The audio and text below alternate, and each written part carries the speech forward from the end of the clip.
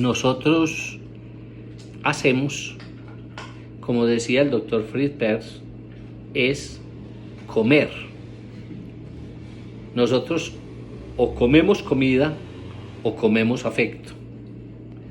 Igual que la comida no se debe tragar, sino asimilar, igual los afectos no se pueden tragar, sino asimilar.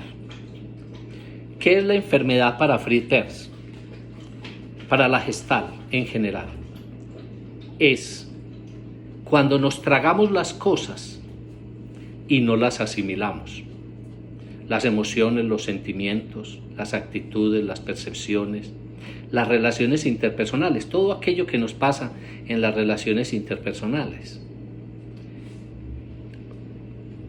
Cuando desde niño a nosotros, por ejemplo, nos decía nuestra mamá, nuestro papá, nuestro profesor, nuestros tutores, cualquier cosa, y a nosotros nos disgustaba de una manera significativa, pero no podíamos responder, no podíamos refutar, no podíamos explicar. Eso es lo que se ha llamado dentro de la psicología clínica en general y dentro de la psicopatología, dentro de la psicología del desarrollo, la represión. La represión como base de todas las patologías psicológicas, de todas las patologías sociales. De allí nacen todas las patologías sociales y todas las patologías psicológicas. Cómo nos tenemos que reprimir de las cosas que sentimos, de las cosas que queremos hacer. Ahí tenemos recuerdos de cuando jugábamos con la tierra y la mamá nos regañaba. Cuando cogíamos algo y nos regañaban y nos decían, eso no se hace, eso no se puede hacer. Y digo yo que había una represión verbal, que lo hemos llamado regaño, pero que también podríamos decir, por ejemplo, peor cuando hay descalificaciones. Cuando nos descalifican, por ejemplo, cuando nos decían, usted es un tonto, o usted es un ignorante, o usted es un flojo, o usted es un mentiroso, etc. Todo eso hace que el niño, en su desarrollo, empiece a confundir el qué hacer con el ser.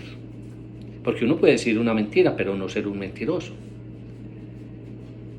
Puede tener envidia de algo como una cuestión natural, pero no ser un envidioso.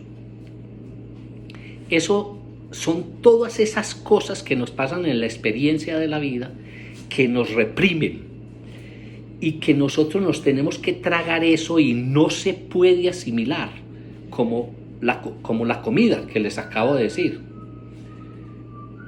Una cosa que nosotros comemos y no asimilamos es una cosa que se nos queda en el cuerpo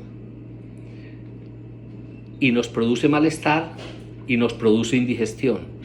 Una cosa que entra a nuestro cuerpo y nuestro cuerpo no la puede asimilar y convertirla en sangre y convertirla en vena, en arteria y convertirla en hígado y en páncreas, etcétera, porque los alimentos se convierten en minerales, vitaminas, etcétera, que mantienen todo el cambio corporal, mantienen toda la vida. Pero si hay cosas que comemos y no la asimilamos, sino que no la tragamos, se queda en nuestro cuerpo como una cosa extraña, como una cosa que no permite el libre funcionamiento del organismo, y es lo que ha llamado Fritz Perls, y la psicología clínica de la Gestalt lo ha llamado los introyectos. Son esas cosas que se quedan en el organismo y que no podemos asimilar. Nos producen indigestión, nos producen malestar. Lo mismo a nivel psicológico. Nosotros caminamos en la vida